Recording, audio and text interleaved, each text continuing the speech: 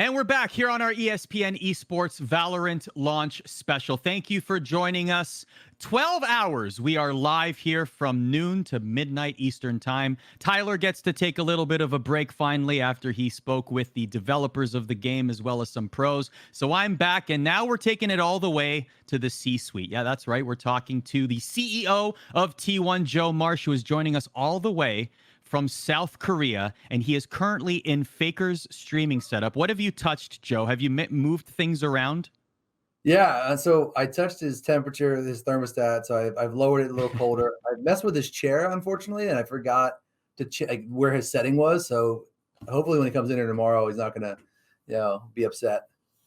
He probably will be. You're going to hear about it. There's going to be some Twitch clip that's thrown up on social media, and you're going to hear all about it.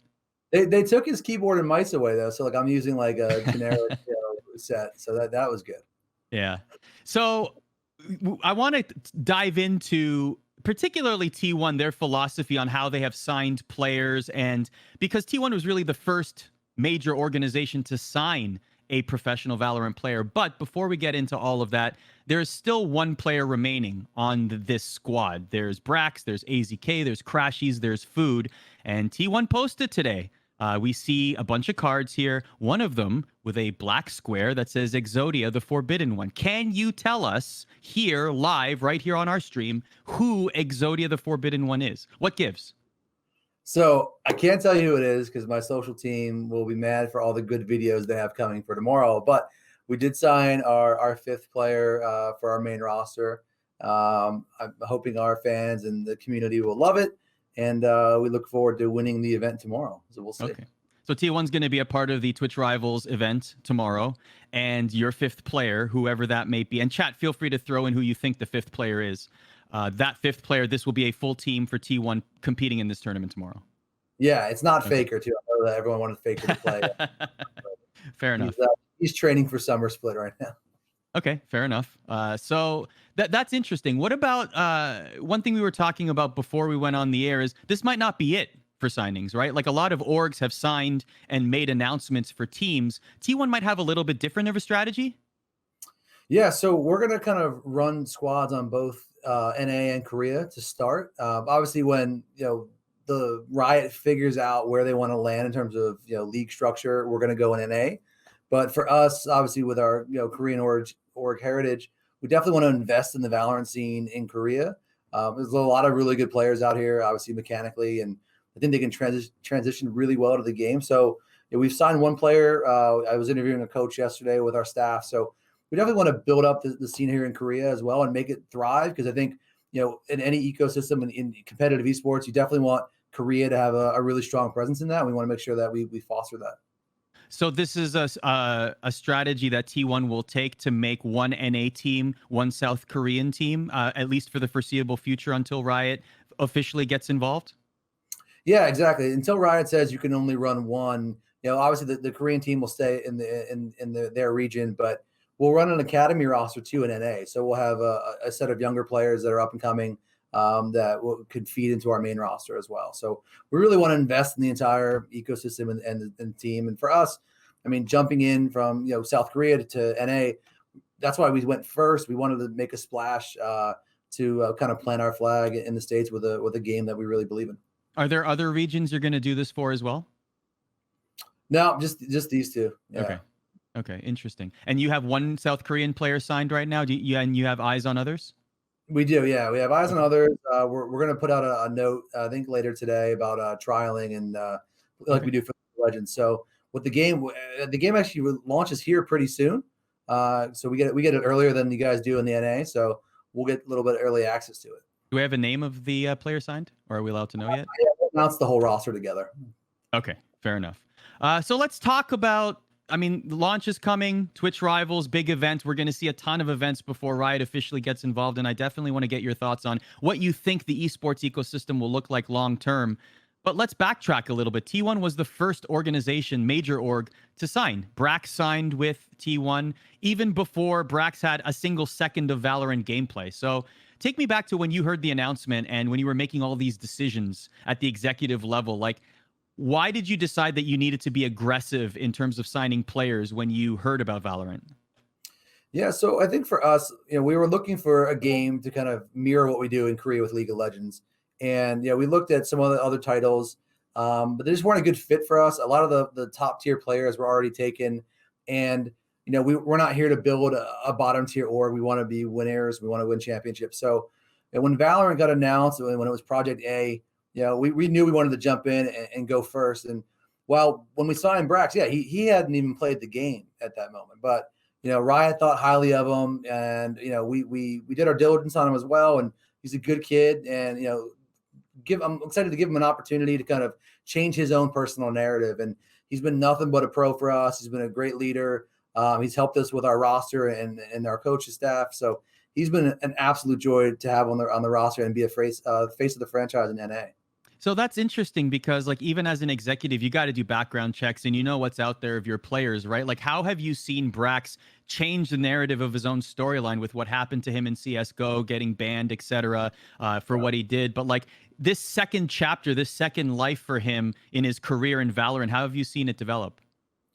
Yeah, I mean, I think first and foremost, if every one of us was held to what happened to us at 17, like I wouldn't be sitting here talking to you right now, right? So he made amends to what happened back then, and that doesn't define him as a 23-year-old. And I think Brax is looking to kind of turn the page. He's dove headfirst into Valorant. He's really competitive. He wants to win, which is what we kind of want here at T1. And I think it's going to give him an opportunity for people to see what they missed seeing when he wasn't really full go into the CS:GO scene. So I think you'll get to see him do that in Valorant and take the game to new heights and be one of the top tier pros in the scene. So why was he your thought to build this team around? Why was he the first one? I mean, from what we researched, he's a prodigy that just had a rough go out of it given his situation. So he's a guy with high skill level, high mechanics, and high in-game intelligence. So it's definitely someone you want to build around. I mean, I think being a shot caller and kind of having the mechanical skill and also the depth to play multiple roles was really enticing and someone you can actually build around. So AZK crashes and food comes soon after. We've seen them in tournaments. T1 has even had a tournament. So take me into building this team, and even from your level, like some of the conversations you've had with players and how excited they are about the game. Because there's a lot of players from different FPS titles, whether it's CSGO, Overwatch, Apex Legends, you name it. They're all considering Valorant as a career option at this point. Yeah, for sure. I mean, when we were scouting looking for players, like obviously right now you look at our roster, it is very heavy CS:GO, former pros, but we looked at Overwatch players and Rainbow Six players, and we were turning over all stones. And I think the players are excited to play for an org that wanted to really invest in them and in the team. Like, we're not here just to kind of make a flash in the pan and have a team for 5 minutes. We really want to build something out of this for us as an org in North America. And really kind of cement our program there. So the players like the kind of the vision we were sharing with them, where we want to go with that. They like the history of T1 as a whole, and they're excited about what we can build together. I know that a lot of people, I know that content keeps coming up whenever I talk with a player that's signed with T1, whether it's Valorant or not. I remember talking with MKLeo, for example, where he was talking about, like, I'm really excited to go to South Korea and do content with Faker at some point, when the world goes back to normal, etc. But like, how important is that? Like, when you meet with players, what are the conversations that you're having, whether it's the competitive side of things or even the branding side of things? How important is that to synergize with this org? Yeah, well, I think like we've had success with that in Korea, where I know I hear a lot like, "Hey, tell the guys to stop doing more content and go practice." But nowadays, for any esports team or business, you have to be able to have personality-driven pieces as well as the competitive side. Obviously, if you win and you get that aura and that mystique, that'll carry the day. But fans want to see engaging content as well. I mean, at T1, we just recently signed Wolf, one of our former world champ players, and he's been a joy. He's been churning out content and he's having fun.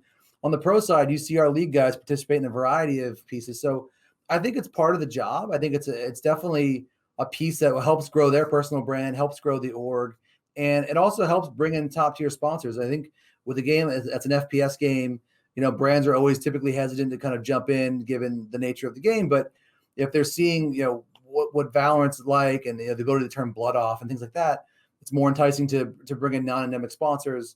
But you have to do content. You can't just throw a patch on a jersey and do a photo shoot.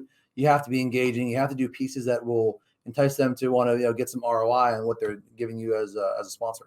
Do the players you sign understand that? Like, you think that these are players that will really truly invest in both? Yeah, Yeah. I think our players understand that that's the expectation from us.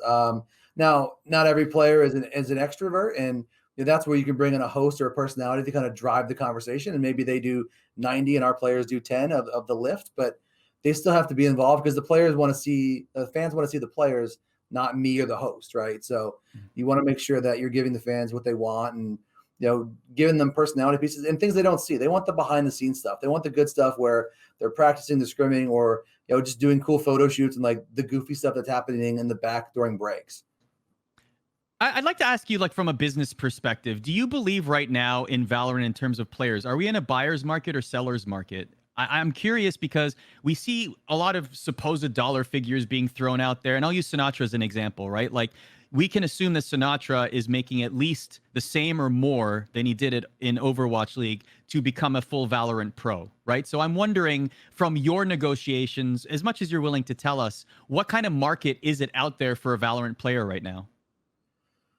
So I think it depends on what type of player you're going with. If you're going for a strictly pro player, there's probably that first tranche. If you're going for an influencer type that's also good at the game, there might be a different market for that, a little bit higher because the content play side of it. And then if you're going to go with up and coming talent, unknowns, it's probably on the lower end of the spectrum. I think at the end of the day, the market's not really set. I think first movers kind of, us going first, we probably set the tone a little bit and it probably annoyed some others. But, for us, we're coming into a scene where we have no NA presence. We have to really move first and plant our flag and show that we were legit about investing. Other teams, they have history in the States, so they can rely on their facilities and their infrastructure and say, hey, if you come to XYZ, you'll have all this. And for us, we were building from the ground up. So we wanted to make a stance. I think it's definitely a buyer's market right now. I think you're going to see it settle out and lull out a little bit now that most of the top tier teams have kind of announced their rosters. But I think you'll see the next wave probably after the first few events in the summer. You'll start to see it pick up. And I think you'll see it really pick up again as some players that are coming into the scene for the first time start playing it. You start seeing some of the younger talent come in. Like when Faker came into the league, he was super young. I think you're going to start seeing these 16, 17-year-olds migrate away from Fortnite or whatever they're playing. And then in 6 months might be some of the best players. Yeah, I mean, we say it a lot on our programming. The best Valorant players may not have even been discovered yet because they might be grinding the game as soon as it gets released, maybe even 6, 8, 12 months from now. Who knows? So what do you think the esports landscape will look like for Valorant in the next 2 years, if you were to describe it? So from what I gather and what I'm seeing, I think it'll definitely be a little bit tournament based. Obviously, when the world goes back to normal, I think you'll see tentpole LAN events where maybe 4 times a year, the top teams get to go in there. I think there's still room for the pro-am style events with the influencers as well. But I think they definitely want to invest in the competitive side and have those legit, pros versus pros events. I think also too, it's really important for orgs and the developer Riot to invest in the amateur scene and that next generation, because you need to build up your user base. And what better way to get kids or 15, 16, 17 to start using the game and grinding it out, have amateur tournaments. We invested in a company called Nerd Street Gamers back in Philly. They partner with us on our events where we have play-in slots for their team. So that's really important to invest in that scene. I think Riot actually believes in that. When I've talked to them and pitched them on our idea of what we want to do for large scale tournaments, they love that we want to have play-in slots for amateur up and coming teams to discover the next Faker, discover like this game's version of Faker or, one of the top pros. So I think that's really important. I think hopefully eventually 2022, you see a franchise style model, but I don't think you're going to see it like League where it's regionalized and play in your region, you win your region, you go to Worlds. Maybe it'll be a little bit more like Call of Duty or there's tournament style. I think that bodes really well for like an FPS game versus traditional like with League and just kind of playing 18 games and going to playoffs. How would that work with different regions? How would you envision that happening?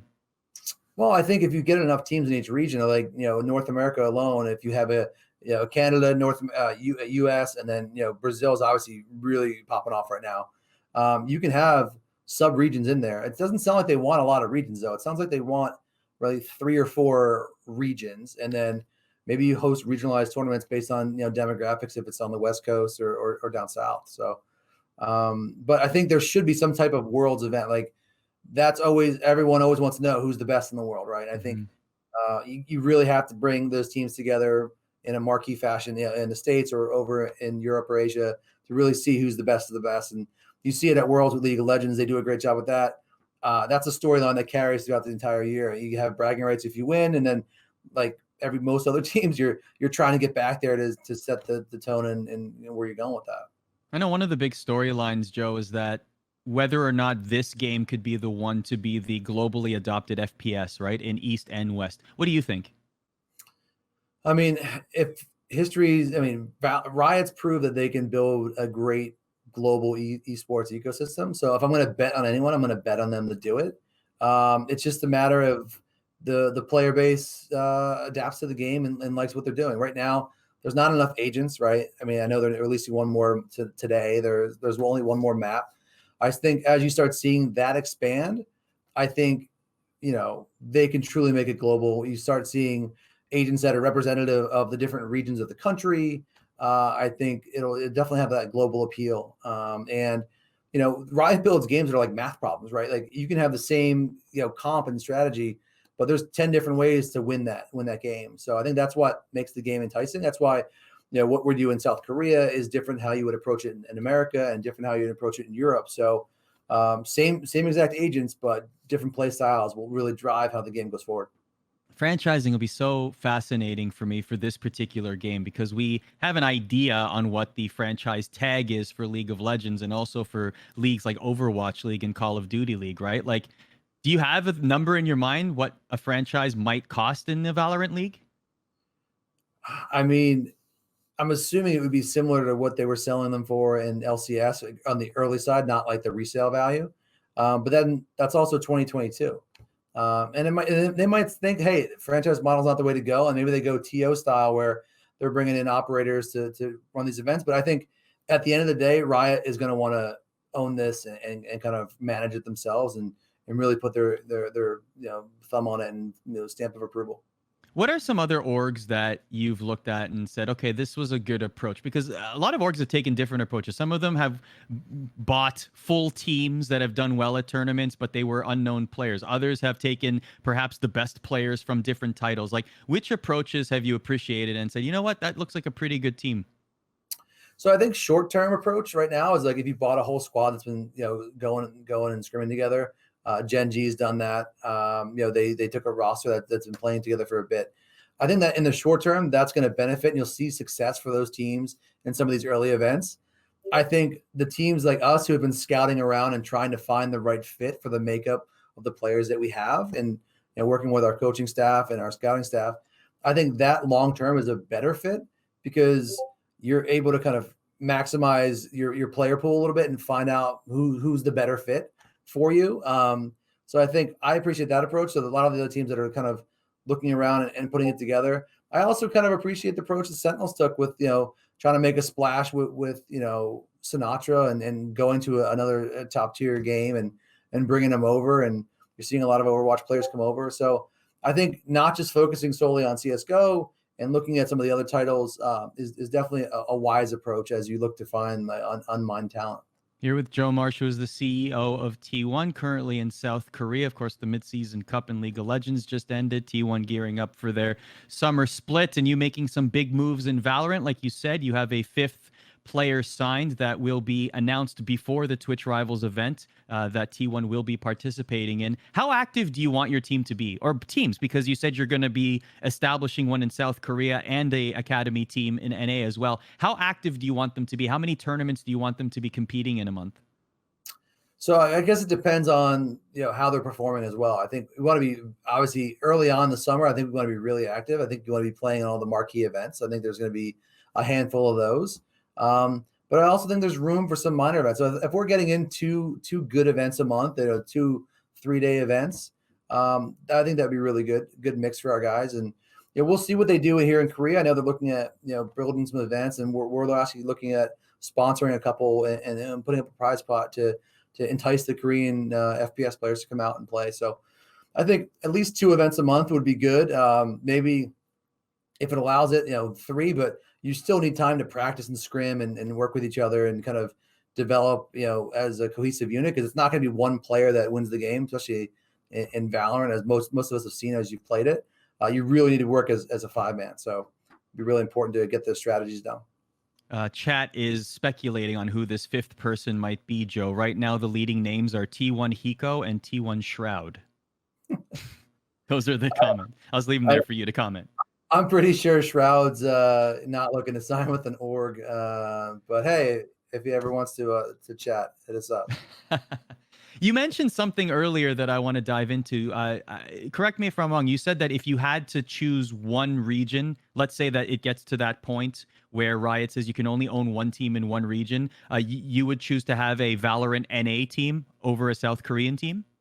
Yeah, that's correct. Okay. Yeah, we're a global org now. So we already have South Korea on lock. No offense to Gen G and DRX, but I think we're pretty set over here. And I think we want to, expand our fan base and have something in North America that, our fans globally can appreciate. So, when we talked to Braxton and, we told the guys what our plan is, they're behind it. And yeah, I think NA it's good for us too. I think it opens up a different market for us right now. So going to NA, it's a different feel. The social media aspect of it's different. So there's a lot more, trash talking, and it's just a different vibe than we have in South Korea. So I'm excited to kind of engage with all the top tier teams in NA to have some fun. Is that more a decision based on T1's interests and their geographic needs, or is it more what you believe to be the stronger or more fruitful region for Valorant? I think it's more of our needs, and I think the commercial market and when looking for partners and sponsors. Obviously, as a company, partly owned by Comcast, there's an opportunity to get them involved because with a NA asset versus a South Korean asset. So I think that's important. But I also think it's good to have a presence in North America and expand our reach versus just having majority of our teams in Seoul. So let me, I mean, League of Legends is obviously still the biggest esport in the world. T1 is one of the biggest teams in League of Legends, right? But now here comes Valorant, and there's all this potential here, and people are saying this might become the biggest FPS esport. It can take over East and West. China's going to be, taking over, and people are going to adopt this game in all countries of the world. And I'm wondering, like, do you believe, or could you foresee a time where Valorant might take more of your time than any other esport you occupy? Like, is there potential there for Valorant to truly be the biggest esport in the world, in your opinion? Well, I mean, they have to match up with CS:GO first, right? You have to. They've been around for a really long time, highly successful, and not even just NA with what they're doing there, but obviously in Europe. Do I think it'll overtake League? I mean, League's got 10 years right now, and a little bit of a head start. It could be a huge game, but I look at League as like the NFL, right? It's like the biggest one in the world. But it could certainly be up there in top 2. But it's got to take on CS:GO first. I mean, you have to conquer that beast, and then once you kind of get that going, you can certainly build that user base. But right now it's literally all potential, right? Like Riot has to do a lot of things right to make the game a global monster, and there will be hiccups along the way, I'm sure. But they have to do a lot of things right to kind of gain market share and against a game that's been around 20 plus years. So one thing, I mean, CS:GO clearly established, won't be going away anytime soon. We all know that. But one advantage that Valorant has as a tack shooter is the fact that it's a lot more friendly, right? Like, you don't have the terms that might sour some sponsors. You can turn the blood off. There are a lot of, like, quote, family friendly, unquote, or friendlier activations in Valorant that there are in CS:GO. So when you look at this title, is it just inherently easier to talk with sponsors about it, or do you still think, there's guns in the game, like this is still going to be a difficult sell? Like, how do you rectify that, and how do you approach that? So I think it's always going to be a difficult sell when you're talking about an FPS game. Even if you're looking at like Call of Duty, there's certain brands that go in and support a little bit, and then there's certain brands that say I can't go there. But I think it's an education process too. I think you can't blanket statement that all FPS games are the same. I think you have to kind of, take it on a case by case basis, and kind of, even with a lot of sponsorships and partnerships in esports, it's a lot about educating, especially in brands that have never taken the jump in and partner with a team before. They have to kind of get comfortable, get their boards comfortable, get their their C-suite comfortable. So we do a lot of consulting with these companies and kind of make sure they understand what they're buying into. And a lot of companies say, hey, like I want to sponsor these 5 teams and maybe not these 3 just because it doesn't fit what we're doing as a brand in the company. That's fine. But I think Valorant might be a little bit different. I think Overwatch has had some success. There is shooting in that game, but they've done a good job of bringing some top tier brands to that game. I think you'll see something very similar there. So last question for you, Joe. You've been very gracious with your time. We appreciate it. Just predict what where Valorant esports will land. What will it look like? How will we look back on it? How will we interact with it as the years go by? So I definitely think we'll look back as one of the most successful betas and launches of all time. I think, I think that 3 million players in beta. I think we might see that number double once the game launches here in the next month or so. I think it'll be a good side dish to start with for League of Legends and kind of fill in the lull periods of these summer splits where it's everyone's marching towards Worlds.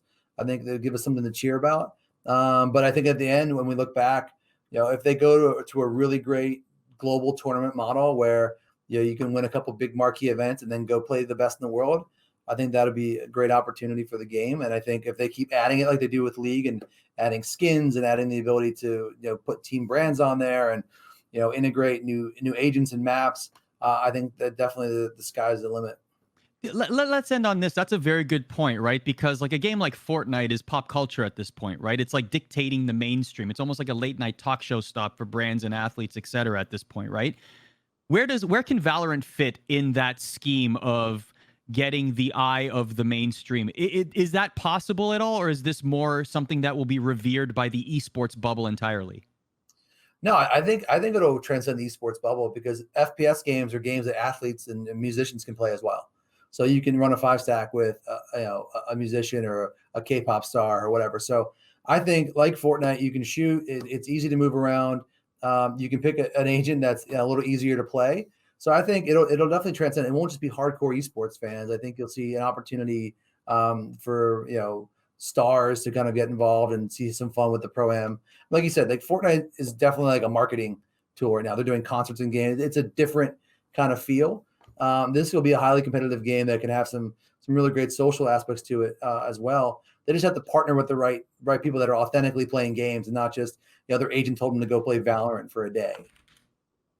Yeah, I don't know if we're going to see Brimstone dancing to BTS anytime soon in the game, but hey, there could be some integrations we're not well aware of just yet. But the game does launch on June 2nd, and one of the front-running organizations as far as competitive is concerned is T1, the CEO Joe Marsh joining us right now. You're sitting in Faker's chair in Faker's streaming setup. Can we just mess with it a little bit? Like, can you just change the height of the chair just to say that we did it? You can blame it on me. I just want to see it happen. There we go.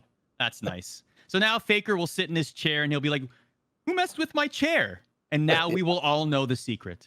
Joe, you're the best, man. I appreciate it. Thanks for joining us.